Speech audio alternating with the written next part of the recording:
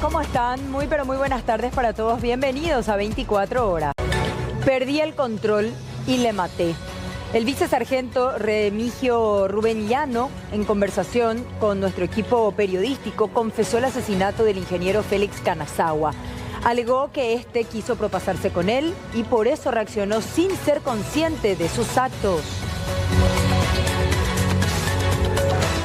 Pruebas reveladoras. La pericia criminalística confirmó que el ingeniero Félix Canazagua fue asesinado en el interior de su vehículo, en el que fue llevado hasta el sitio donde lo arrastraron y abandonaron, como se había informado luego de la autopsia. La educación es gratuita, es un recordatorio porque ante la inminencia en el inicio de las clases, el ministro de Educación recuerda que los padres no tienen que pagar nada por inscribir a sus hijos en las instituciones públicas del país y cualquier aporte a cooperadoras escolares sería opcional.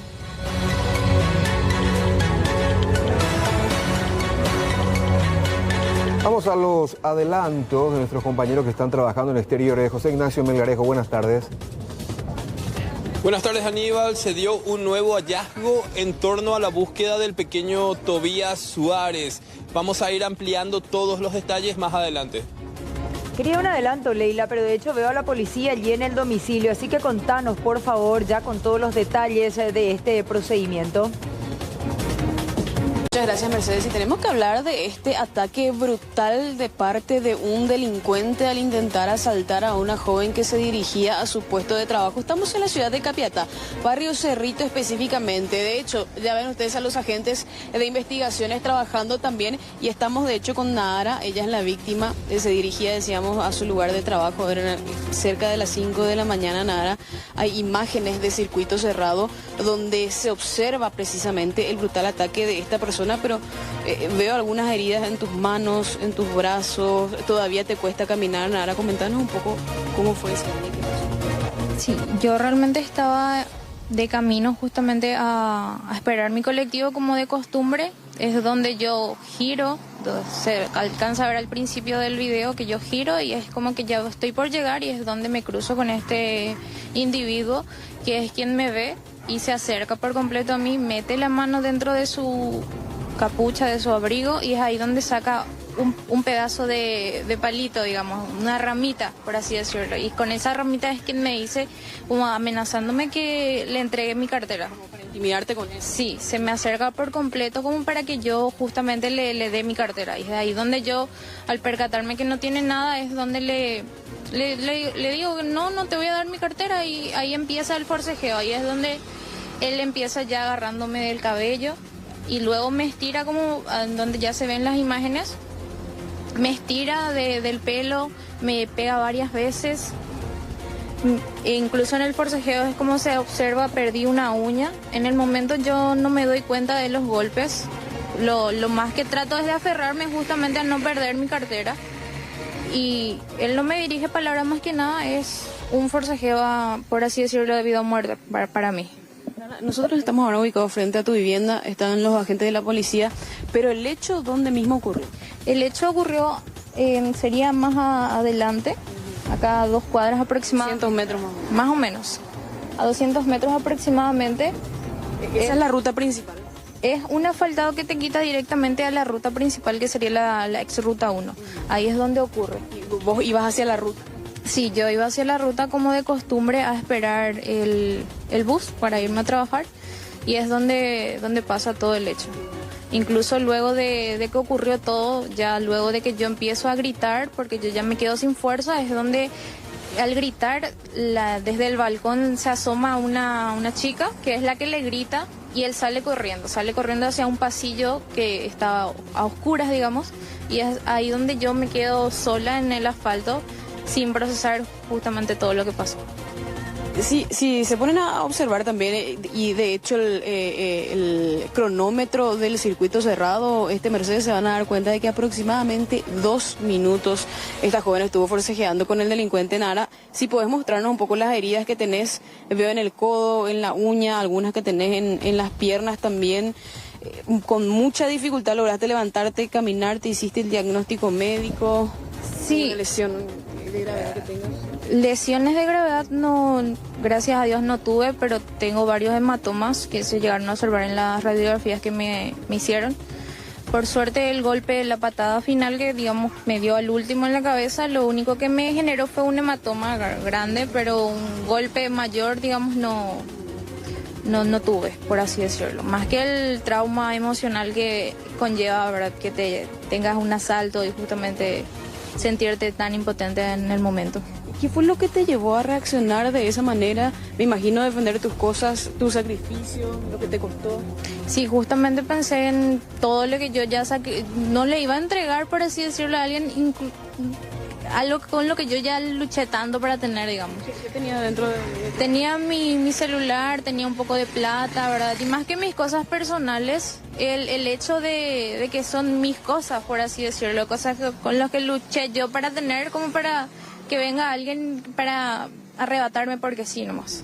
Bueno, vos te arriesgaste, defendiste tus cosas y él no se salió con la suya finalmente. Al fin y al cabo sí, aunque en el video se nota como que me lastimó bastante, no consiguió lo que quería, que era mi cartera. ¿Ustedes le conocen, le conoces, le ubicás de la zona? De la zona realmente nunca le había visto antes, pero sí afirmo que si le vuelvo a ver o llego a tener, sabría perfectamente que es él. ¿Realizaste tu denuncia también? Sí, realicé mi denuncia ese mismo día, incluso yo en shock llegué a irme al trabajo y es de mi trabajo quien me mandan de vuelta a hacer mi denuncia y todo el proceso. Yo en completo estado de shock me voy al trabajo. De llegar ahora a tu trabajo. Justamente. Bueno, la situación que se da en este punto, Mercedes, imagínate, me decías 4:30 aproximadamente de la mañana, cerca de las 5, muy temprano todavía, oscuras evidentemente por lo que se ve en las imágenes del circuito cerrado, a unos 200 metros de su casa, y esta joven atina a reaccionar de esta manera, defendiendo sus pertenencias, y el hombre que también sin piedad le propina golpes, patadas, golpes de puño, la llega a estironear incluso también en el asfalto, y bueno, por ello también los rastros que le quedaron en todo el cuerpo prácticamente. Ya desde temprano estábamos con Aníbal, incrédulos mirando estas imágenes, la fortaleza de Nahara, la manera en la que ella luchó por su cartera, en ningún momento se desprendió de ella.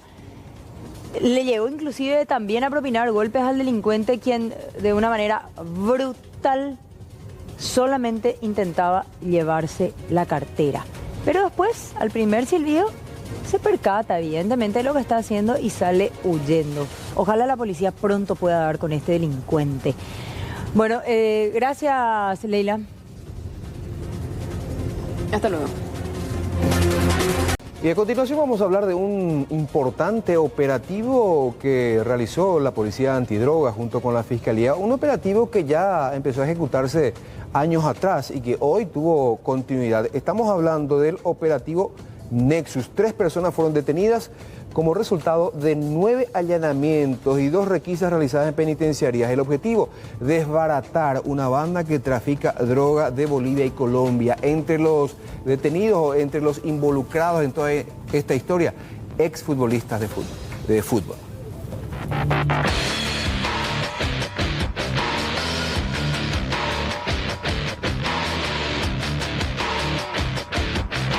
Alexis González y Luis Alberto Paiva Benítez, recluidos en las penitenciarías de Emboscada y El Cerezo respectivamente, serían quienes contactaban con los esquemas criminales internacionales para el envío de droga a nuestro país. Entre los buscados como miembro logístico se encuentra el exjugador Víctor Centurión y como principal financista el empresario futbolístico Dionisio Cáceres Cabrera. Esta organización criminal operaba con nexos en el extranjero, especialmente con Bolivia y Colombia, de donde mediante la red de logística o de contactos que ellos tenían, ellos pedían drogas que venían en nuestro país a través de pistas clandestinas, con vuelos también irregulares que llegaban acá al país y que luego eran distribuidos principalmente al mercado brasilero y un porcentaje también aquí en nuestro país quedaba. Por lo que hoy encontramos así a prima facie, yo le puedo decir que podemos corroborar esos envíos de dinero, transacciones comerciales, compra de inmuebles. Los detenidos fueron identificados como Álvaro Enrique Cáceres Cabrera, Luis Miguel Molinas y Cindy Ruth Peralta, a nombre de quien se encontraban varios bienes producto del tráfico. Nosotros no encontramos vínculo directo con la organización de Sebastián Marcet. Sí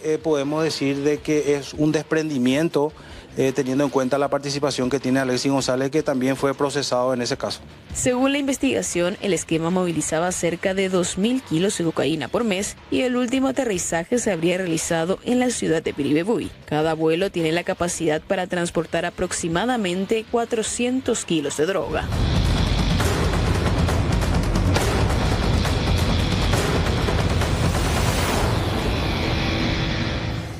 Un caso de extrema violencia intrafamiliar nos lleva hasta Encarnación. Un hombre le disparó a su expareja sentimental y luego intentó suicidarse.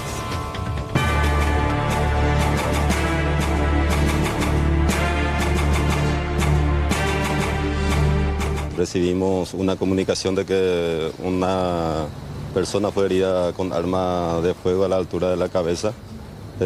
Inmediatamente nos constituimos en el lugar, encontrando a la víctima, siendo auxiliada ya por sus hijos, quienes manifestaron que la misma sufrió una herida producida por arma de fuego a la altura de la cabeza, indicando como supuesto autor al padre de los mismos.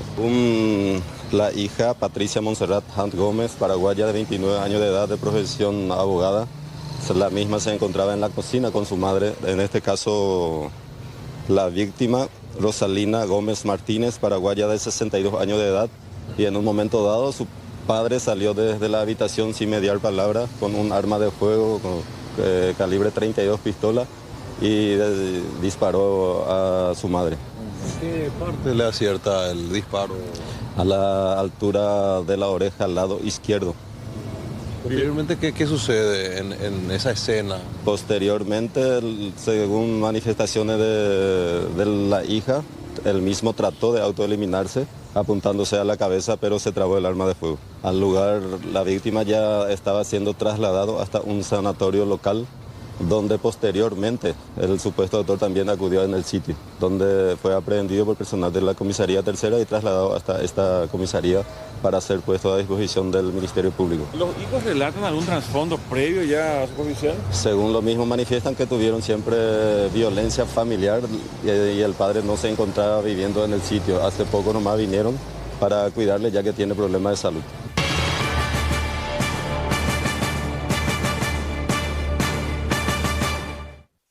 Bueno, vamos a contactar con José Ignacio Melgarejo porque continúa la búsqueda del pequeño Tobías desaparecido el viernes pasado durante la última tormenta en la zona de San Lorenzo. José Ignacio, bueno, ¿cuál es la novedad en esta historia? Sí, lo último fue que pasada las 16:30 aproximadamente se halló lo que ya el padre confirmó, es la remera que Tobías Suárez tenía puesta el viernes cuando fue arrastrado por el raudal. Lo curioso se dio este hallazgo a unos 1.300 a 1.400 metros desde el punto cero, desde la zona en donde hoy se estuvo trabajando. Por hoy ya estarían levantando las tareas de búsqueda en ese sitio. Recordemos sobre lo que sería la redonda del punto cero, pero ya luego estarían avanzando por otros tramos. Pero antes de entrar con esos detalles, vamos a escuchar lo que mencionó el padre de Tobías, Reinaldo Suárez, reaccionando a este hallazgo. Menciona, siente alivio, también impotencia y bronca por no tener un contacto directo con la gente encargada de la obra, hablamos de Pereira Talman, y tampoco por una comunicación, porque no se dio una comunicación por parte del intendente de San Lorenzo, Felipe Salomón. Pero sobre este hallazgo y demás, escuchemos lo que mencionó. Por lógica, tendríamos que ya abocarnos a este lugar y obstaculizar y anular el lugar donde estamos avanzando. Estaban avanzando en ese momento. ¿Qué dijo la madre de Tobías cuando se encontró la remera? ¿Usted le mostró la fotografía? ¿Cuáles fueron los comentarios? Yo le mantengo al tanto a mi señora y no es tan fuerte porque, y respeto también, está 4 meses de embarazo. También le resguardo por algunos comentarios de la sociedad que es negativa. ella no se encuentra obviamente bien como toda madre y te imaginarás destrozada así como yo y sus hermanitos. Yo me tengo que resguardar hasta las 12 de la noche por la calle para que yo no pueda ingresar a mi casa y verle despierto a mis hijos, porque en el día 2 aparecí y me dijeron que seguían esperando el café. Quinto día, ¿cómo te sentís de fuerza mental, física? ¿Cómo se siente tu señora? El cuerpo destrozado, pero el alma con una fuerza inmensa de poder encontrarle a mi hijo. Va a seguir intentando, va a seguir acompañando con la búsqueda, es lo que mencionaba también Reinaldo, y ya ahora sí él considera que es momento de levantar lo que son las incursiones en alrededor de 1 de mayo entre Teniente Molas y Capitán Panchito López. Vamos a acercarnos también a saludar al general Esteban Rodríguez, quien encabeza este operativo, y vamos a mostrar exactamente con un mapa de un croquis cómo se dio el hallazgo, desde qué punto a qué punto. General, buenas tardes, gracias por recibirnos. Una nueva novedad, o una novedad por decirlo exactamente, el hallazgo de la remera que da un nuevo indicio de búsqueda. Así mismo, es un hecho muy importante en el proceso de búsqueda que estamos realizando ya desde el día viernes, y que principalmente nos da mucha motivación en las siguientes operaciones y actividades a realizar.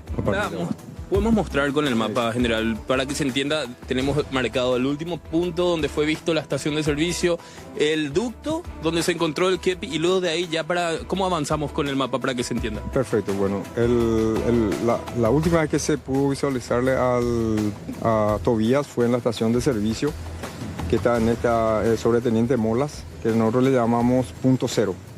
Ahí recorrió aproximadamente 150 metros hasta llegar a la boca del alcantarillado y hacer este recorrido del alcantarillado. Al inicio del alcantarillado fue encontrado el kepi, que fue reconocido por los padres. Y lo que vemos ahí en ese tramo, exactamente para hacer este punto, es donde estuvieron trabajando hoy. Sí, aquí se intensificó porque en este lugar también fue donde se encontró restos óseos de una mandíbula aparentemente de origen animal, por los canes de la Armada en este sector.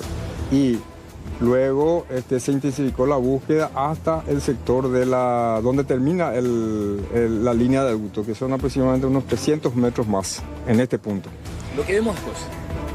Aquí se abre un curso de agua canal abierto que hace un recorrido hasta desembocar en la avenida de la Victoria Tapeguazú, que es esta, que se conecta con la calle departamental 027.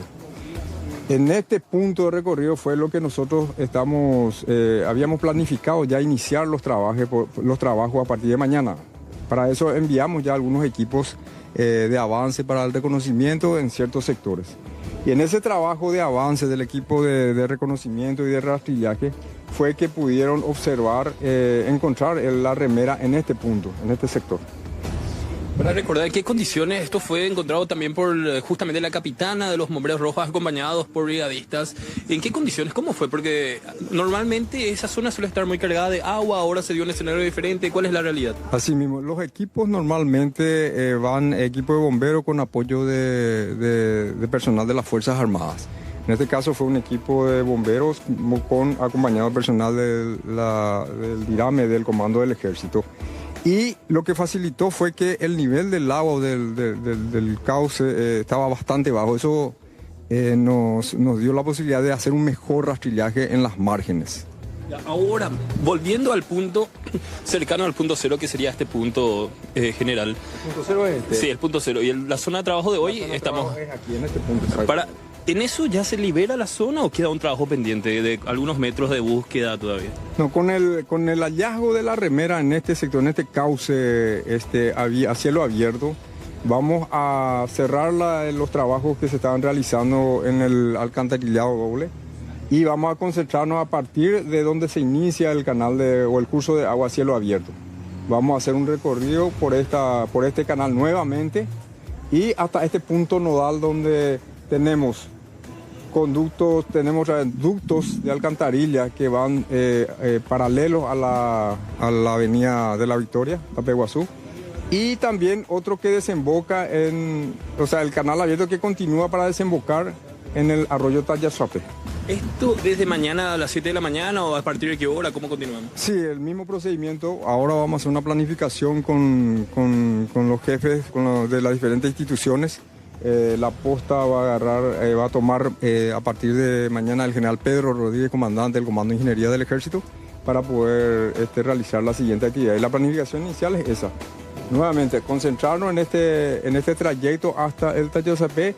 Y en este sector donde tenemos nuevamente línea de ductos, vamos a ver el apoyo de los bomberos con equipos autónomos. Para ir cerrando, general, insistir un poco en el trabajo que se hizo hoy, volviendo a este tramo. Sí. Ahí quedó pendiente un aproximado de 20 metros de sedimentos y fue justamente donde se emanó una especie de olor que alertó a la movilización nuevamente de los rescatistas. ¿No hay alguna hipótesis, hay alguna posibilidad de que, o se descarta que pueda estar debajo de la tierra en ese punto que aún no se revisó? Bueno, todos los trabajos que hicimos en el sector apuntan a que no hay restos o no hay ningún tipo de material ahí que emane ese tipo de olor, excepto el resto óseo de esa mandíbula que se encontró justo en el lugar donde los canes de la Armada detectaron. Entonces fue lo único que pudimos rescatar, lo único que pudimos encontrar. Nosotros no queremos dejar ninguna posibilidad al aire, entonces si hay necesidad vamos a dejar alguna cuadrilla ahí trabajando, pero nuestro foco principal, que vamos a pasar del lugar del alcantarillado al lugar del cauce a cielo abierto. La zona de Yucurí, lado de Pacaraí, también se siguió acompañando hoy, ya se levantó, no hubo nada. La zona acercamos un poco más hacia nuestro PC, ¿verdad? Estuvimos trabajando con un grupo, voy a ver si puedo mostrarte aquí. Sí, estamos mostrando ahora lo que es el mapa para ubicar cómo se está dando las operaciones. Estamos ubicando acá en el PC. Sí. Y hemos acercado un grupo en este sector. Estuvimos distribuyendo un grupo de trabajo también para empezar nuevamente por el canal de Tayazuapé hasta el sector que nosotros denominamos basural, donde está colmatado con residuos, con basura. Teniendo en cuenta también, general, que la intención era cubrir 35 kilómetros a la redonda, se lleva 8 kilómetros ayer. Hoy, ¿cuánto se avanzó? ¿Cuánto se avanza por día? Es lo que uno se pregunta también. ¿Con qué cantidad de personas en diferentes puntos? Bueno, la distancia inicial calculada es aproximadamente de 9 kilómetros, pero eso va un poco más hacia este sector donde está el puente Paso Canal. Desde el punto cero hasta este sector son aproximadamente 9 kilómetros. Pero como ahora también se está realizando búsqueda en el sector del lago Ipacaraí, entonces ampliamos desde este sector ya hasta el lago Ipacaraí unos 15 kilómetros más, siguiendo el curso del arroyo Yucurí, ya en este caso, hasta desembocar en el lago Ipacaraí. Ya, ahí vemos el lago Pacaraí. ¿Hay una posibilidad de que se llegue hasta esa zona, incluso llegue el cuerpo del pequeño Tobías hasta ese sitio? La intención inicial es ir a avanzar, registrar, por lo menos si podemos superar los 1000 metros por día, magnífico, ¿verdad? La idea es avanzar nuevamente desde el cauce abierto hasta llegar por lo menos hasta el basural, porque el basural es el que nos impide que avanzar. Y a partir de acá ver medios más, o sea, utilizar más medios, más embarcaciones, más drones, para seguir el contorno del cauce del arroyo Yucurí hasta desembocar en el lago. En el lago también utilizaríamos embarcaciones ahí para poder verificar. Mirando el peor escenario general, que no se llegue todavía a ubicar, a localizar al pequeño Tobías, para cubrir estos tramos, ¿cuántos días se necesitan aproximadamente? Depende mucho, depende de las condiciones, de que encontremos el terreno. Pero si vamos a cubrir esa distancia nos llevaría semanas. Sí. Un mes fácilmente. Sí, porque algunas veces nos concentramos en algunos, da para concentrarse, en otros no, uno tiene que avanzar. Entonces es muy variable el tiempo que podemos tener para poder cubrir eso. Le agradezco por el tiempo y muchos éxitos para los próximos días. Esperemos que ya podamos hablar de la localización de Tobías. Yo quiero que podamos tener ya un resultado final positivo y, como le dije, quiero agradecerle a todos los medios de prensa que nos estuvo acompañando en este periodo de 5 días. A partir de mañana toma el mando de las operaciones el general Pedro Rodríguez, general de brigada, comandante del Comando de Ingeniería del Ejército. Él va a estar coordinando con usted y con todos los equipos acá la búsqueda. Muchas gracias. A las órdenes. El general Esteban Rodríguez estuvo encabezando hasta 5 días lo que son los trabajos de búsqueda. Estamos en el PC justamente y ahí tuvimos un panorama más exacto de cómo se están dando las operaciones, pero aparentemente se va a seguir intensificando en el lugar donde ahora se ubicó la remera. Ya hablamos de unos 1.300, 1.400 metros del punto de distancia y esto hoy fue más accesible que en los días anteriores porque estaba muy elevado el nivel del agua, según mencionaban también los rescatistas que estaban en plena incursión. Así que ya las novedades se van a estar dando los próximos días seguro, pero con otro encargado de dirigir este trabajo de búsqueda, Aníbal TV Audiencia. Y ojalá, José, que finalmente ya se produzca el hallazgo del cuerpo de Tobías para tranquilidad de toda su familia, de su padre, de su madre, de sus hermanos, como le escuchamos al papá diciendo que los hermanitos siguen preguntando por qué no llega el café, ¿no? Y bueno, ojalá que lo encuentren y pueda cerrarse este círculo de luto. Gracias, José. Así mismo, hasta luego. Y hablando de este tema, justamente, hoy el intendente de San Lorenzo, Felipe Salomón, compareció ante la Junta Municipal, ya que los ediles municipales sanlorenzanos lo convocaron para que dé explicaciones acerca de las obras de desagüe pluvial donde justamente murió el pequeño Tobías durante la última tormenta, el viernes último. Varios concejales criticaron que las distintas obras en San Lorenzo nunca terminan en el plazo establecido y las empresas adjudicadas incumplen con las exigencias establecidas en el contrato. ¿Por qué no se previó todo eso antes de que podamos adjudicar o antes de enviar el proyecto? Ese es el cuestionamiento que siempre hago en esta junta. Y nadie escucha. Quizás por falta de empatía, por falta de compañerismo. Y ahora tenemos lastimosamente esta consecuencia. Lamentable. Tenemos puentes que hayamos declarado de emergencia por excepción. No se han culminado todavía. 2023 habíamos hecho ese proceso. ¿Y por qué no se terminaron? Pedimos informe, no nos remitieron. Miren cómo está la intersección de 1 de Mayo con Teniente Molas donde cayó Tobías. Y dijeron que no hacía falta la construcción de un puente. Y en el pliego se establece que se debe... Voy a leer otra vez. El contratista deberá conducir el trabajo en forma tal que cause la menor interrupción posible al tránsito y deberá construir pasarela en lugares adecuados para el paso. ¿Cómo que no era necesario la construcción de una pasarela tanto ahí o en la otra punta? Totalmente necesario era. No puede ser que se deje inicialmente 6 meses y después casi 1 año de esa forma, sin prever cómo va a pasar la ciudadanía. Y es cierto lo que dicen acá, en esa cuadra hay una escuela. Mientras tanto, el jefe comunal reiteró que las obras pluviales, desagüe pluvial, se encuentra en el plazo establecido al tiempo de reiterar que lo sucedido fue una desgracia. Claro que siento responsabilidad, claro que me duele. Yo soy papá de 2 criaturas, yo estoy reventado de esa noticia, es una obra histórica. 30 años pidieron los vecinos para que esa obra se solucione. Esta administración estaba invirtiendo, ya teníamos casi el 75% de avance en las obras, la plata está guardada, la empresa está esperando la autorización del fiscal para poder continuar esto. Pero lo más importante es que se le encuentre al chico. Dios permita que se le encuentre lo antes posible.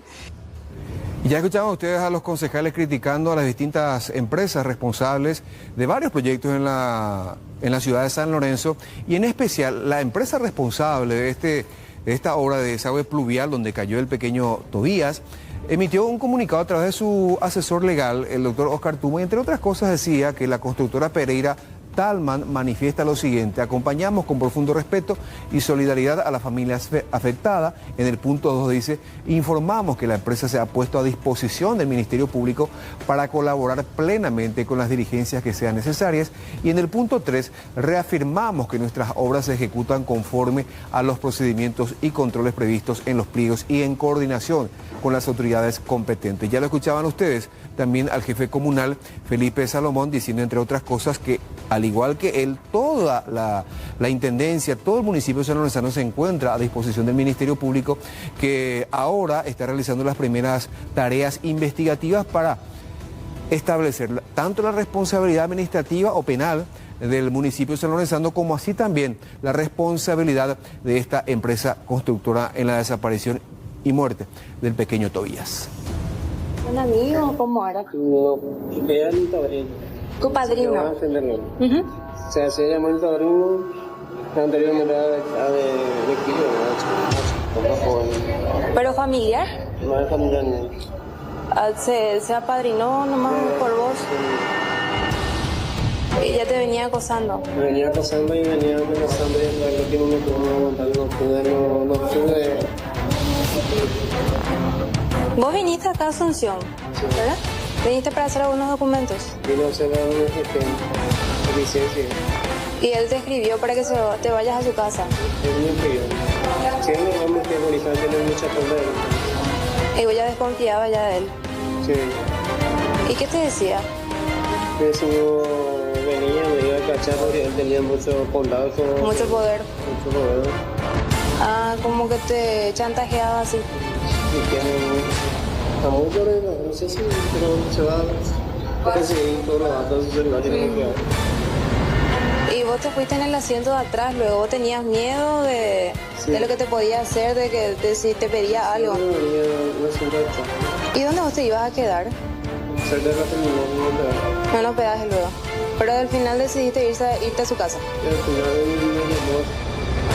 no se pierda la conversación completa con nuestro equipo periodístico, donde el suboficial Llano termina, en cierta manera, contando los entretelones de lo que fue esa noche y madrugada en la que terminó con la vida del ingeniero Kanazagua. Imperdible esta noche en 24 horas. Sobre la calle 28 de febrero, esto es en el centro mismo de Fernando de la Mora, hay lo que sería un depósito de vehículos incautados pero abandonados. Los vecinos se quejan con frecuencia porque dice que vuelve la zona muy peligrosa.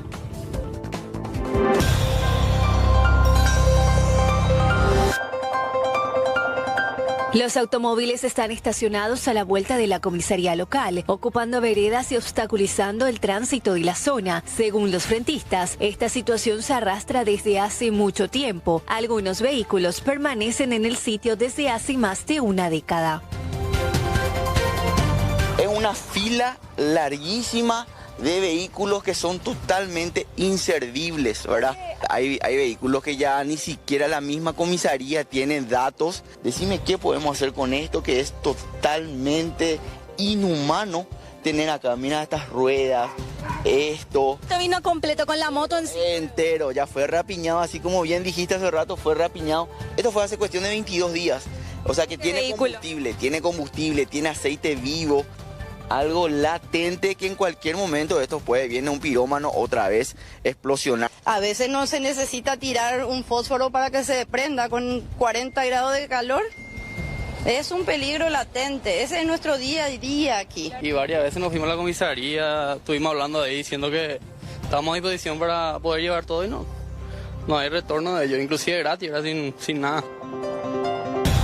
Los pobladores advierten que los rodados abandonados se convirtieron en potenciales criaderos de mosquitos, además de representar un riesgo para la seguridad. Los residentes también sostienen que la acumulación de vehículos facilita la comisión de hechos delictivos, ya que los espacios oscuros son utilizados como escondite. El olor nauseabundo que hay, la gente suele tirar hasta animales muertos, ¿verdad? Intransitable. O sea, la gente externa ya automáticamente ve esta calle como un vertedero. Los chespis que vienen a dormir, que usan como hotel estos vehículos, y obviamente lo que ellos encuentran como baño es aquí. Y mira, no hay tanta luminosidad, ya ves las paredes cómo están. Dejan evidencia que hay chespis que están por acá. Por más que nosotros intentamos iluminar, la gente, por la acumulación de la chatarra que hay, genera un tipo de lugar oscuro, ¿verdad? Ante la preocupación, vecinos acudieron a la dependencia policial para dialogar con el comisario, donde acordaron impulsar una reunión conjunta entre pobladores, autoridades policiales, representantes del Ministerio Público y de la municipalidad. Es prácticamente a nivel general. Si usted puede recorrer otras unidades policiales, ocurre la misma situación, debido a que nosotros, dentro de lo que es el procedimiento, ponemos a cabo el Ministerio Público y los mismos dejan en carácter de depositado en la comisaría. La otra semana, hace 15 días, trajeron un auto otra vez allá, ¿verdad? Están poniendo más. Y esto que están acá, el terrano y todas las cosas, ya hace más como 10 años desde que está ahí. El compromiso entonces también por parte de ustedes y el de los vecinos de unirse, de hacer una reunión entre todas las partes para buscar una solución. Y vamos a solicitar la reunión con los vecinos, coordinar y que vengan las autoridades. Podemos hacer en la comisaría, en la municipalidad, donde ellos digan, sin ningún problema. El objetivo del encuentro será coordinar acciones que permitan retirar los vehículos y brindar una solución definitiva a una problemática que afecta a toda la comunidad. Un adolescente fue condenado por participar en un acto de sicariato. El hecho ocurrió en el mes de septiembre en el año 2024, cuando él tenía solamente 17 años. Los familiares y los allegados de la abogada Tomen no descartan que se haya tratado de un homicidio premeditado y que la escena fue montada para tapar esa situación. Hablan del hallazgo de fármacos que la mujer supuestamente no consume y de la manipulación del sistema de circuito cerrado. Llama la atención algunas cosas, por ejemplo, el BDR fue manipulado, fue configurado desde junio del año pasado para que no se grabe, para que las filmaciones no queden grabadas. No hay registro de las filmaciones desde el año pasado hasta la fecha. Exactamente. Teniendo en cuenta que ella llevaba consigo varios casos, vamos a decirle pesados, complicados, ¿saben ustedes si ella recibió alguna amenaza? No. Sí, como todo abogado uno tiene casos importantes, pero nada que pueda, al menos hasta el momento, levantar sospecha de que pudo haber sido ese el conducto de este desenlace. Para ustedes, ¿cuál es la principal hipótesis entonces? No, por el momento me voy a reservar la opinión. Y para despejar estas dudas, tanto de familiares como allegados de la abogada Norma Tomen, por supuesto, los médicos forenses tomaron muestras para enviar al laboratorio. Nosotros lo que sí también, además de determinar la causa de la muerte, hemos tomado muestras de humor vítreo, del líquido de los ojos, hemos tomado muestras de sangre y de orina, todas para toxicología, para ayudar justamente a todo lo que es la construcción que posteriormente se tiene que dar. O sea, eso se llama correlación anatomocriminalística y es una segunda fase.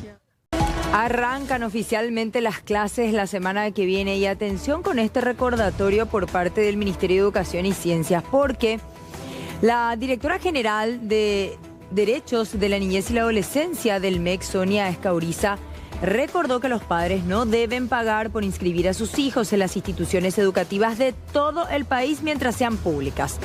Y en caso de solicitarse algún aporte en concepto de gastos de cooperativa escolar, esto debe ser una situación que se abona por familia, no por alumno, y tampoco puede ser una condicionante para la matriculación del alumno. Atención con este caso, porque sobre todo para buscar mayor recaudación se quiere cobrar por alumno, pero reitero, no es obligatorio ese aporte escolar excepcional. Importante aclarar que las matriculaciones son automáticas y gratuitas. Ahora, el compromiso que tiene un padre de familia con las ACES es totalmente diferente a lo que es la matriculación. No tiene que ser una condicionante para la matriculación de sus hijos.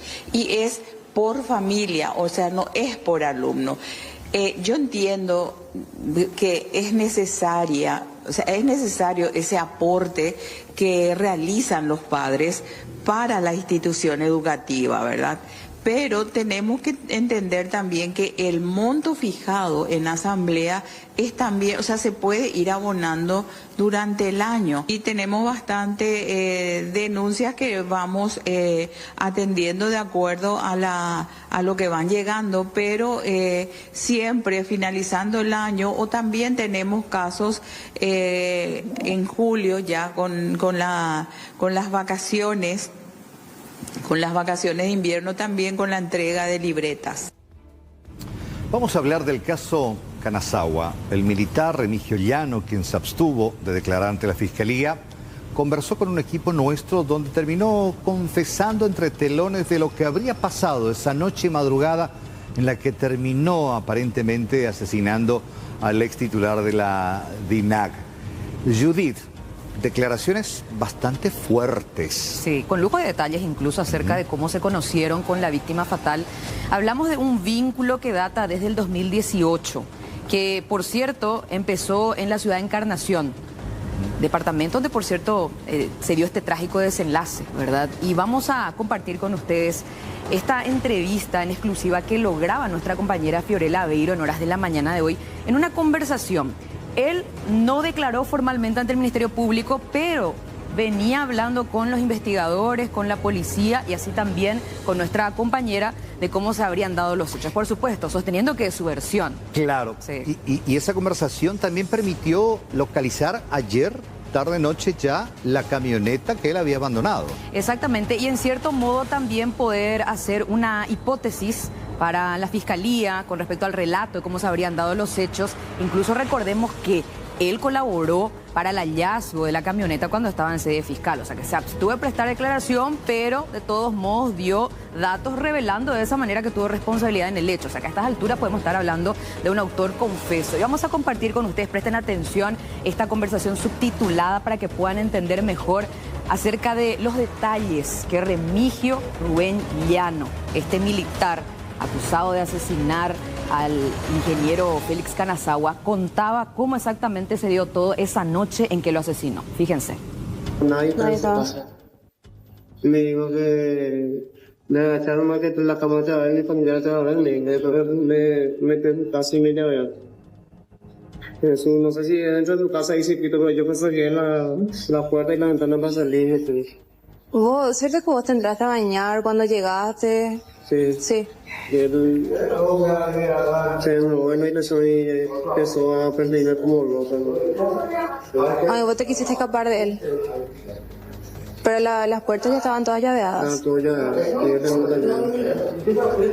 Eso fue el viernes a la noche, ¿verdad? Viernes a la noche madrugada. Después de que llegaste a Asunción. Sí. ¿Y después qué pasó?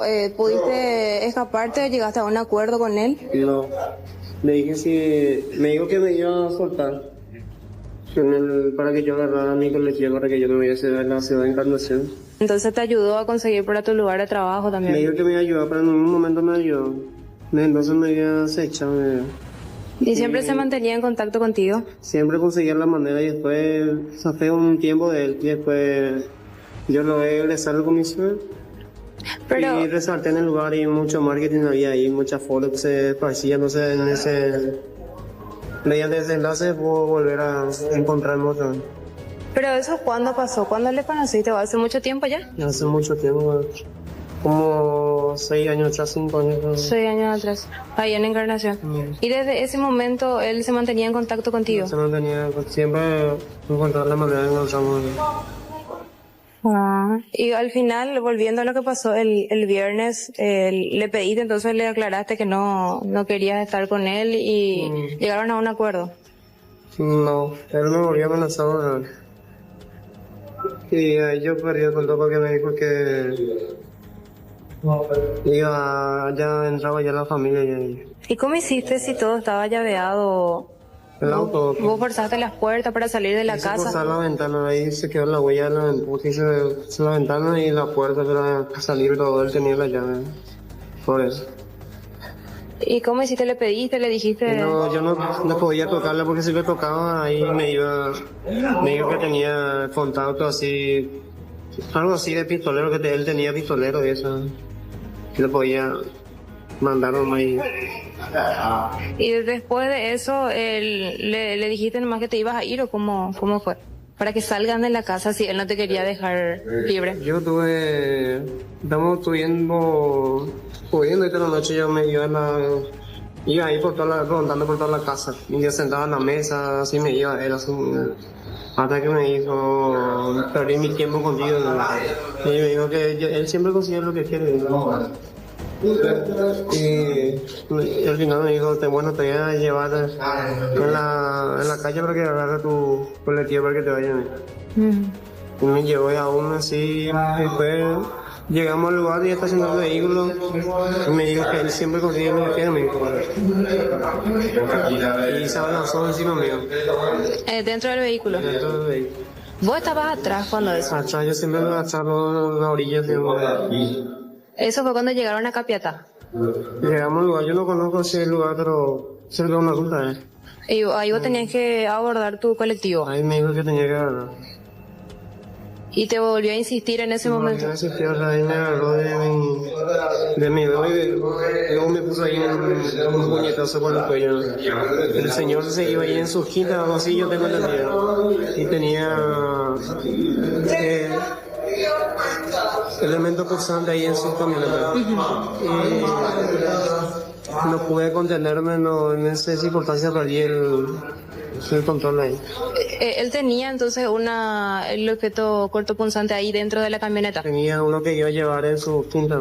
¿Y era una tijera, un cuchillo? Era un tenedor y un cuchillo. Sí, un ratito. ¿Y eso vos agarraste?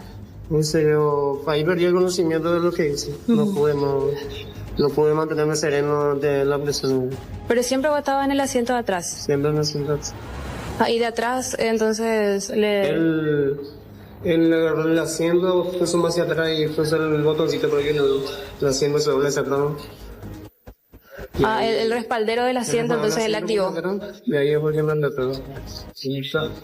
Bueno, de esta manera él asumía el crimen y hablaba acerca de las posiciones que en cierto modo coinciden con las realizaciones de las pericias en las últimas horas, enfocados principalmente los peritos en la camioneta donde se habría dado el asesinato. De hecho, la imagen que fue filtrada por la familia, en la que él aparece bajándose el vehículo, él se baja de atrás. De atrás. Y eso es lo que él dice en la entrevista, que en todo momento él se manejaba de ese modo. Ahora, la pregunta también, porque esto es más extenso, por una cuestión de tiempo, nada más resumimos un poco más, del por qué él es. Y efectivamente, mediante el reactivo, se pudo ver que la mayor cantidad de manchas de sangre estaba en el asiento lado conductor. Tanto en el respaldero, la parte de abajo y en la parte de atrás, lo que hace presumir que después de haberlo matado lo trasladó hacia el banco de atrás. Claro, para el viaje que tuvo desde Capiatá hasta el departamento de Itapúa. Aunque parezca insólito, aparentemente habría sido así. La discusión empezó entre San Lorenzo y Capiatá. Allí ya se habría dado la muerte, según el relato que maneja la fiscalía, y trasladó el cuerpo por todos esos kilómetros. No sabemos cómo no cayó en un control, pero logró llegar hasta el departamento de Itapúa, donde después ya se da el abandono del cuerpo en esa zona rural de San Pedro del Paraná. Después efectivamente va hasta la casa de la hermana y lava el vehículo que estaba encharcado de sangre. Información que no sabemos es que la hermana manejaba de ese modo, pero sí allí limpió. Pero esto no pudo ocultar las manchas de sangre que fueron, en este caso, reactivas al luminol. De hecho, el médico forense decía que murió por un shock hipovolémico. Significa que perdió toda la sangre prácticamente. Estamos hablando de litros y litros de sangre. Sí, porque la aorta habría cortado porque fue de derecha a izquierda. Arriba, abajo. Y él estaba detrás. Sí, y coincide con las ubicaciones que se sostenían hasta ahora según el relato y también según la versión del propio militar que asume la autoridad del crimen, dijo que estaba en la parte de atrás y de allí lo atacó. No dio muchos detalles acerca del tipo de arma, pero sí dijo que habían ahí unos utensilios que finalmente él agarró y utilizó como arma, acabando con la vida de esa manera del ingeniero, para posteriormente darse todo lo que ustedes ya conocen actualmente. Por cierto, la camioneta, un poco después de haber sido encontrada, ya se trasladó en horas de la madrugada aquí hasta la capital, donde se llevó a cabo la prueba del reactivo.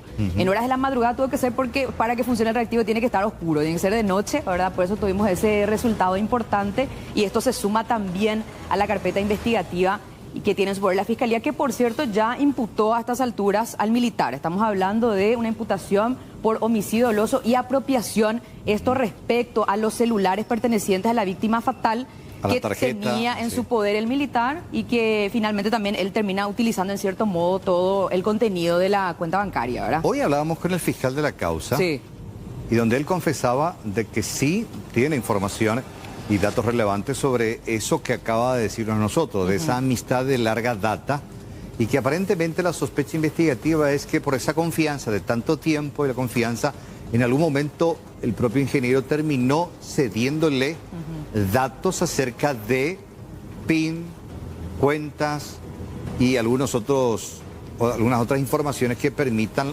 algún tipo de transacción. Por eso él tenía acceso a esa información. Exacto. Con esto se comprueba que no se trataban de desconocidos, sino más bien se solían frecuentar, se conocían, tenían un vínculo y lastimosamente este desenlace. Pero vayamos justamente a los detalles referente a la pericia realizada a la camioneta con el reactivo. Esto es lo que nos decía el comisario Nelson Carballo de Criminalística al departamento de Itapúa acerca del resultado. Se pudo constatar manchas rojizas de aspecto sanguinolento que es ubicada en el compartimento del documento del asiento lado conductor. También el vehículo presentaba un hedor compatible a sustancias orgánicas. El tablero del rodado no se encontraba, como así también algunas alfombras y eso que fueron extraídos del rodado. Por disposición del fiscal interviniente, dispuso que el rodado sea trasladado hasta la ciudad de Asunción para la práctica de luminol, cuyo resultado fue positivo. ¿En qué parte del vehículo se constató mayor cantidad de sangre? En el asiento lado conductor. ¿Es en la parte de la reposera o en la parte trasera del vehículo? En todo el asiento... En todo el asiento conductor. Se presume que la víctima se encontraba en el volante, como también el asiento del conductor presenta daños por cortes. ¿En la reposera de la cabeza? En la reposera de la cabeza y la parte posterior también. Y ante estos elementos, Carlos, lo más probable es que haya sido un cuchillo y bastante filoso porque ese tajo tan perfecto en el asiento de la camioneta demostraba eso, ¿verdad? Aparte, y finalmente se utilizó para la muerte. Estamos hablando de un militar que tiene instrucción militar, manejo de cuchillos tácticos. Exacto. En principio se creyó incluso que pudo haber sido un cuchillo táctico, ¿verdad? Pero en ese caso después trascendió los demás elementos. Bueno, se sumó a la causa lo que tenía que ver con utensilios, pero de la casa del ingeniero, que según la versión estaba con destino a su quinta, ¿verdad? Y por el camino ocurrió todo esto. Y por otra parte, ya que estamos anticipando la imputación para el militar, vamos a escuchar al fiscal Eber García, que por cierto es el fiscal que va a concentrar toda la investigación de la causa, como coadyuvante el fiscal Federico Delfín, especializado en privación de la libertad de las personas. Esto tiene que ver con el crimen. Hay otro fiscal que va a atender el caso de la reducción y la parte...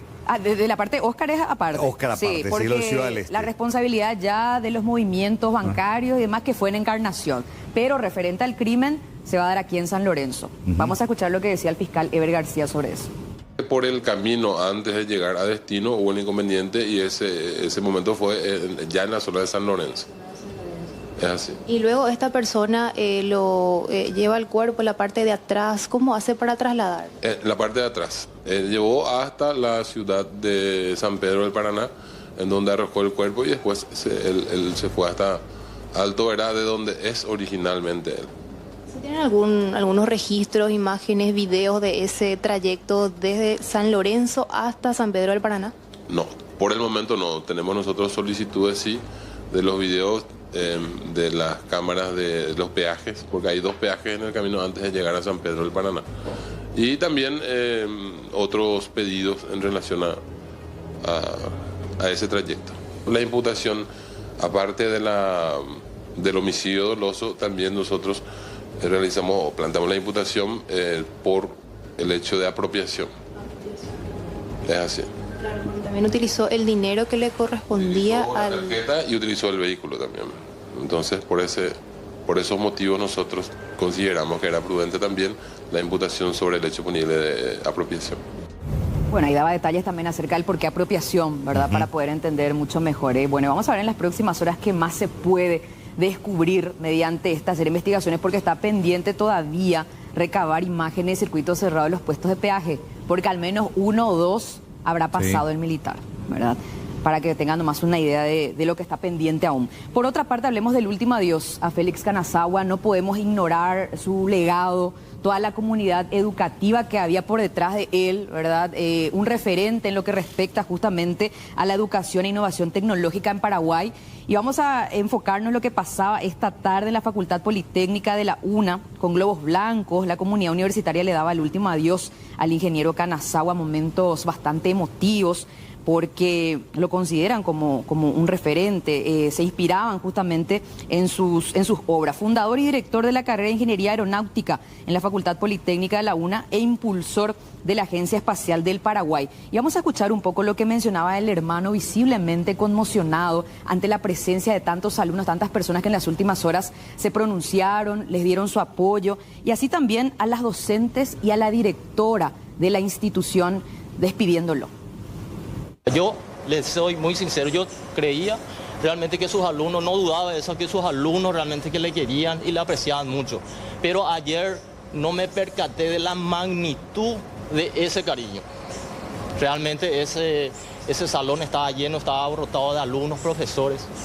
Entonces la única cosa que me resta decirle a ustedes es que hoy este no es un mensaje de negatividad, al contrario. El profesor Félix ha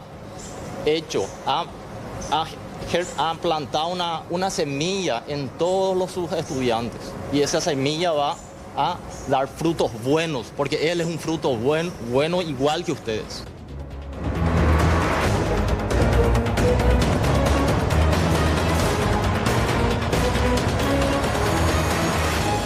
Porque absolutamente todo lo ha entregado.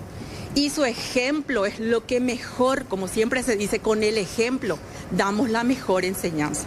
Profesor Félix, tenés que irte feliz hoy de este mundo, porque mira lo que es tu cosecha, profesor. Te vas con el canasto cargado de gratitud, cargado de obras, profesor. Y vamos a continuar los docentes que, igual que vos, amamos ser docentes por estos estudiantes y por el futuro de la patria. Y que nadie se atreva a mancillar tu nombre, porque todos los años de tu carrera, profesor, fuiste intachable te vas de este mundo. Gracias.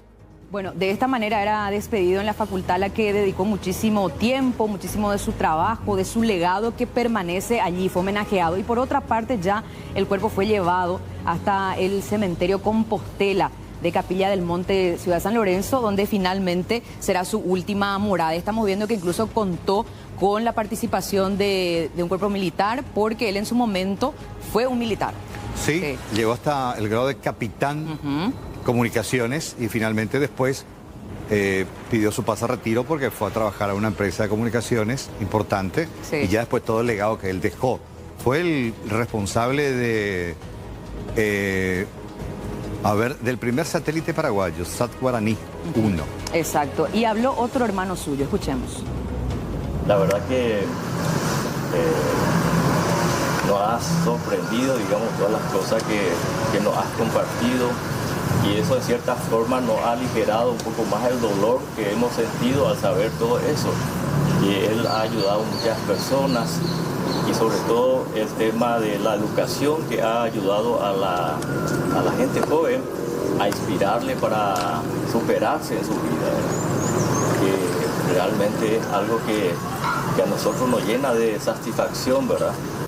Vamos a hablar de la jornada bastante movida que tuvo el gobernador del Departamento Central, Ricardo Estigarribia, hoy, inaugurando incluso una clínica móvil oftalmológica que beneficia a muchos adultos mayores en la zona de Limpio, y además estuvo también en Mariano Roque Alonso. Desde muy temprano, una gran cantidad de adultos mayores se acercó a la Plaza Silvestre Aveiro en la ciudad de Limpio para consultar en la novedosa clínica móvil oftalmológica. Hoy habilitamos la clínica móvil de oftalmología, en el cual superaron nuestras expectativas, porque realmente ahí te das cuenta que la falta de atención pública a los adultos mayores no le llegan al ciudadano. Y si no le llegan, tenemos que ver, corregir y hacerle llegar a ese ciudadano adulto mayor que tenga una vejez digna. El ver no es un lujo, el ver una necesidad, que le pueda mirar el rostro a su nieto, a su familia, y para eso necesita un tratamiento.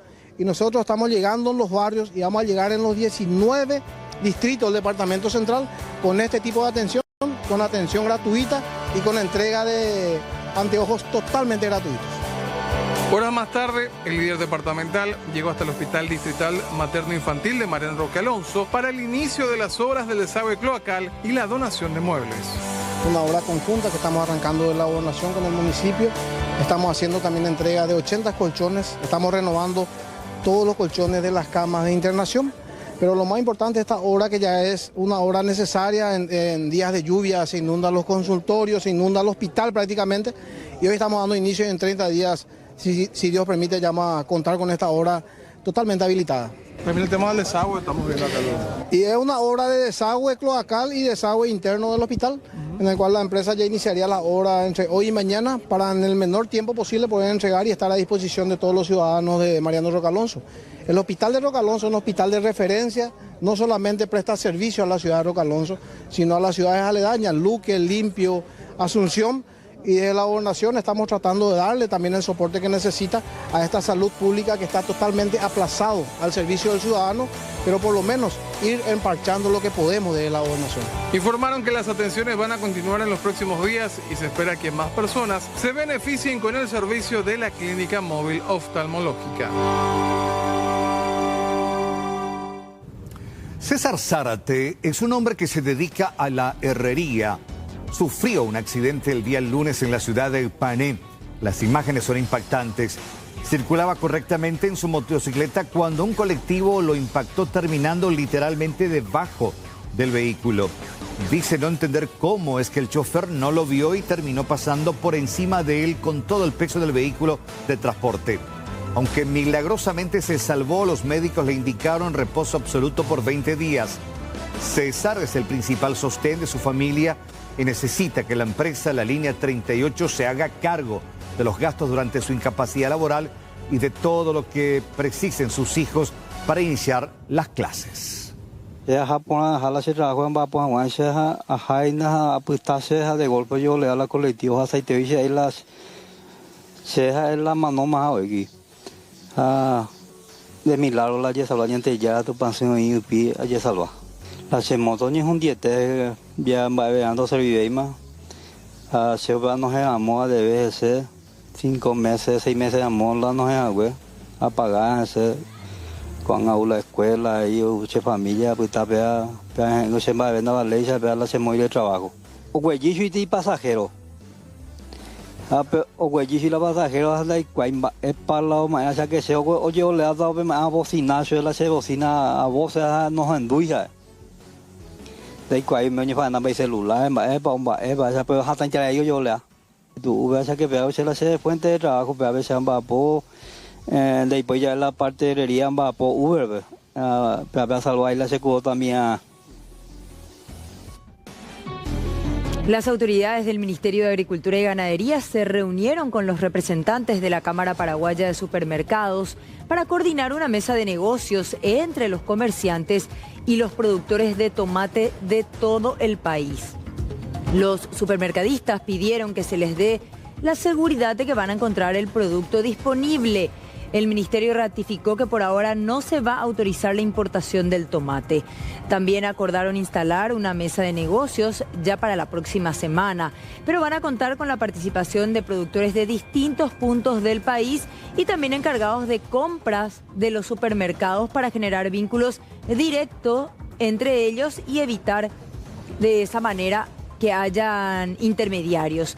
El objetivo, en definitiva, es que no existan tantos vínculos que hace que se encarezca de manera importante el precio del tomate para el consumidor. Este martes, el entorno cercano de Oscar Starr, presidente de Copaco, brindó una autorización sobre su estado de salud tras el grave accidente de tránsito que protagonizó recientemente mientras se desplazaba en su motocicleta por la capital. Según los datos últimos, el reporte médico indica que Starr amaneció bien y muestra una evolución positiva dentro de los parámetros esperados por los especialistas. A pesar de esta leve mejoría, el alto funcionario permanece con pronóstico reservado. Los esfuerzos médicos se centran en monitorear su respuesta neurológica y asegurar sus signos vitales. El principal obstáculo para su tratamiento inmediato son las múltiples fracturas que sufrió en el percance. Una vez que Star se encuentre fuera de peligro inmediato y con parámetros estables, será sometido a una serie de cirugías. Las últimas precipitaciones y sobre todo el intenso calor han generado que los ríos suban y algunos incluso bajen.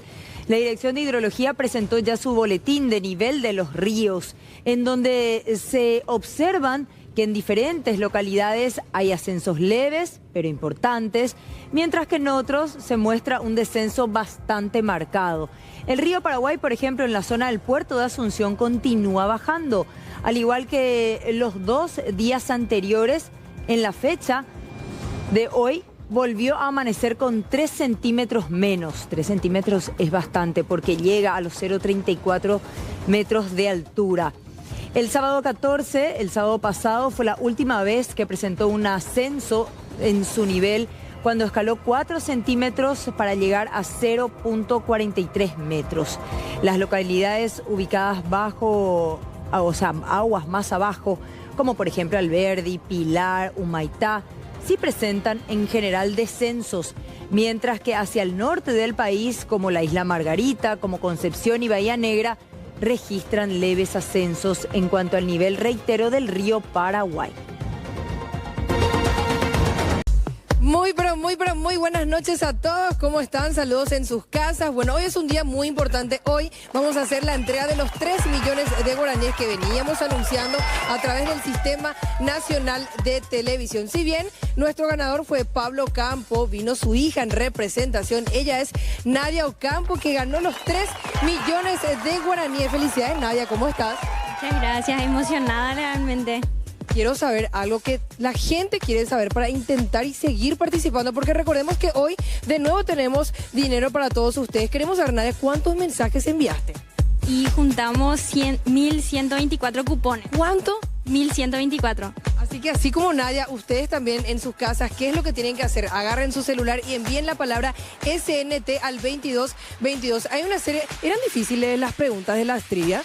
No, súper sencillas eran, por suerte. Pero si te equivocas, igual tenés 5 cupones. Si respondes de manera correcta, tenés 10 y así sucesivamente va sumando. Así que bueno, hace como Nadia, hace como su papá, pero vos agarraste el celular de tu papá, me contaste.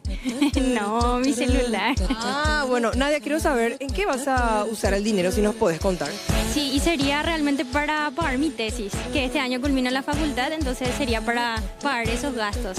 Qué lindo, bueno, qué emoción y qué lindo, así que bueno, hagan como Nadia, ustedes también envíen sus mensajes. No se olviden, hoy también tenemos dinero para todos ustedes. Cuanto más mensajes envíes, más posibilidades tienen de ganar. Así que hago entrega oficial del cheque. Nadia, muchísimas felicidades y gracias por confiar en el Sistema Nacional de Televisión, que nunca les va a fallar, queridos televidentes. Gracias, Nadia. Si querés, algunas palabras aprovechando la cámara. Sí, para decirle a la gente que participe, que sí es en serio y que se gana.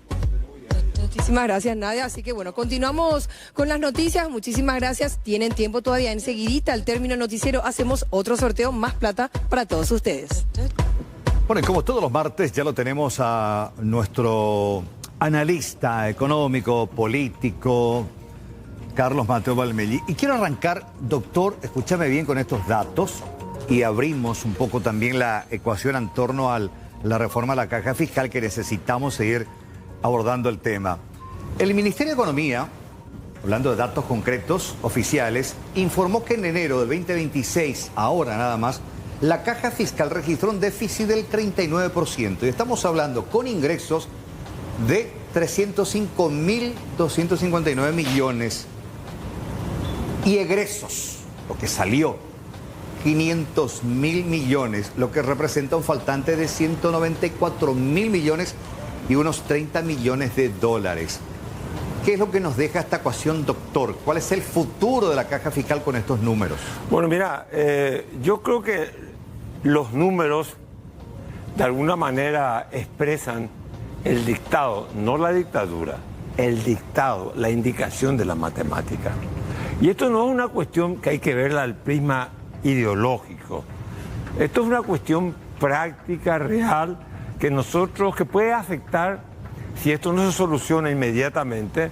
En primer lugar, ya estamos viendo que aparentemente, Dios quiera que no se dé, se habla de la renuncia del ministro de Economía, el doctor Fernández Baldovino. Sería para mí un golpe muy bajo al gobierno y al proceso de reforma. Sería como tirar la toalla, no se puede hacer nada con respecto a la caja fiscal. Eso sería el peor de todos los escenarios que nos pueda suceder. Pero la caja fiscal, y hay una coincidencia, una unanimidad en todos los economistas, analistas económicos que he leído en los últimos días, toditos coinciden en que la caja fiscal debe ser reformada. La discrepancia está que para uno es una caja que va a contener el déficit fiscal. En vez de llegar a 900 o a 1.000 millones del 2030, vamos a mantener 300 millones de dólares de déficit que pagamos nosotros. No es que eso cae del cielo, lo paga el contribuyente a través de sus impuestos. Y especialmente, quiero aclarar, los sectores populares más vulnerables, porque los impuestos paraguayos de un 53 a un 56% es el IVA, el impuesto al valor agregado. Cuando uno consume algo, uno paga ese impuesto. Por lo tanto, creo que los datos tienden a agravarse, como lo dijimos la semana pasada. Y hay veces que de repente hay que humanizar, identificar, personalizar ciertas crisis. Hace poco, la semana pasada, un niño de 11 años, Tobías es un vendedor, está desaparecido, el raudal lo arrastró, era un vendedor de empanadas con 11 años. Posiblemente tenía que trabajar no porque le gustaba el trabajo, a los 11 años los niños quieren jugar, los niños no quieren salir a vender empanadas a los 11 años. Quizás porque él sabía que no iba a tener una jubilación de privilegio, o su familia no tiene una jubilación de privilegio. Entonces hay que sentir el dolor y la injusticia social que se está cometiendo en privilegiar a unos cuantos, en privilegiar a una clase política que no se anima a hacer lo que el país necesita. La clase política debe hacer lo que el país necesita, no lo que ellos desean para la satisfacción de sus intereses familiares, personales o grupales. Este es un drama. Este es un drama que explica que un niño a los 11 años tenga que salir a vender de noche porque no va a tener jubilación. En cambio, los que tienen jubilación duran 30 años, 25 años jubilados y aportan la misma cantidad de tiempo. Económicamente hablando, va a ser un golpe terrible para el país si nosotros no corregimos esto. En el 2033, 2034, 2035, el déficit de la caja fiscal va a superar los 9.500 millones de dólares. Esas son proyecciones del Ministerio de Economía, no son cuestiones antojadizas o arbitrarias mías. 9.500 millones de dólares es el equivalente a lo que hoy en día gasta la administración central del gobierno paraguayo. O sea, todo lo que se recaude, salvo que haya un crecimiento exponencial de la economía paraguaya, lo que se recaude se va a tener que pagar el gobierno central y se va a tener que pagar a la caja fiscal. ¿Es posible que la economía paraguaya, el contribuyente paraguayo, pueda seguir financiando un gobierno central más una caja central deficitaria? Es imposible. Ahora, pero doctor, parece que estamos hablando de realidades paralelas y muy diferentes, porque por un lado la necesidad urgente de tomar una medida de reforma, pero por otro, ya pasó enero, 30 millones abajo, ahora termina febrero, recién se va a tratar el tema posiblemente en marzo. Parece que quienes tienen la lapicera para cambiar la realidad manejan ritmos diferentes. Por supuesto, ellos son también los que se van a beneficiar con una jubilación. Entonces, ¿qué tiene que pasar para que esto se aborde lo antes posible y tenga el menor impacto a corto plazo? Bueno, mira, ayer leía una declaración del presidente Santiago Peña. Él decía que no quería ser un presidente más. La reforma de la caja fiscal, quien la haga, va a tener un lugar en la historia paraguaya, en la historia, especialmente la reforma del sector público. No es lo único que tenemos que hacer, porque también tenemos nuestros problemas en IPS. No nos olvidemos que tenemos 73.000 jubilados. Tenemos menos del 10%, 10, 15, 11% de la población paraguaya que tiene jubilación. El 90% de la población, 80 y tantos por ciento, no tenemos ninguna jubilación. Entonces, la clase política, si piensa en el país, y el presidente Peña, si quiere ser un estadista, el estadista no gobierna y no está determinado por las coyunturas.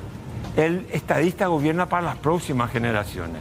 Y este es un problema que nosotros vamos a hacer que hereden nuestros hijos, pero no en un plazo de 30 años. Estamos hablando que geométricamente crece el déficit de la caja fiscal.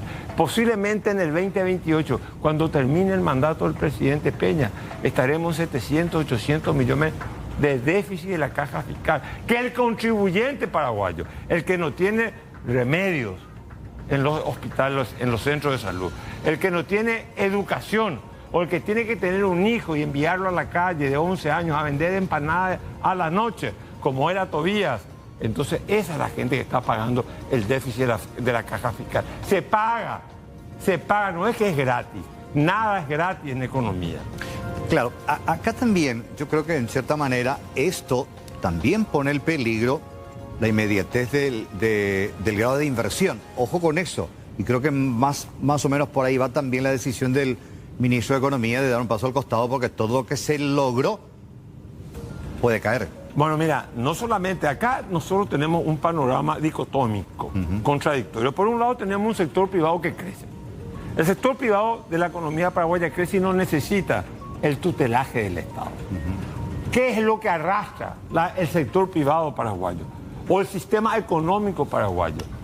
El carruaje, el peso del déficit público. El déficit público no es 1,9 como se dijo. Tenemos que consolidar toda la deuda pública. Consolidar toda la deuda pública incluye lo que se le debe a Venezuela por el crédito blando que se consiguió aquella vez para el combustible. Incluye lo que se le debe a los proveedores del Estado y con eso estamos llegando a 4%. Ese es el déficit real público. ¿Y cómo vamos a pagar con esta presión tributaria? 10, 10, 10. Es imposible. Es cuestión de sumar y restar. Las cosas así no funcionan.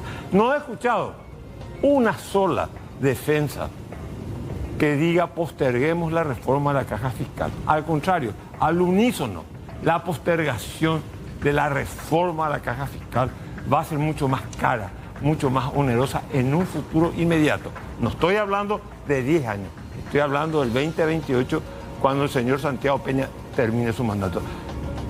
Queremos todos los paraguayos que, como Peña tuvo el coraje de presentar este proyecto de ley, que también tenga el coraje de mantenerlo y de mantenerlo a su ministro de Economía, porque esta reforma no espera postergación. Excelente, doctor, como siempre es un gustazo escucharlo. No se pierdan más, porque ahora, en Mirando Lejos, a las 21 por C9N, precisamente presumo van a hablar de ese tema. Lo veo como invitado a Manuel Ferreira, un gran economista, muy conocedor, y a otro economista también, pero bueno, en su rol de precandidato a la Intendencia de Asunción, quien es el doctor Arnaldo Samaniego. Va a estar muy interesante esta charla. Arranca a las 21 por C9N. Doctor Carlos Mateo, hasta dentro de una semana. Muchas gracias.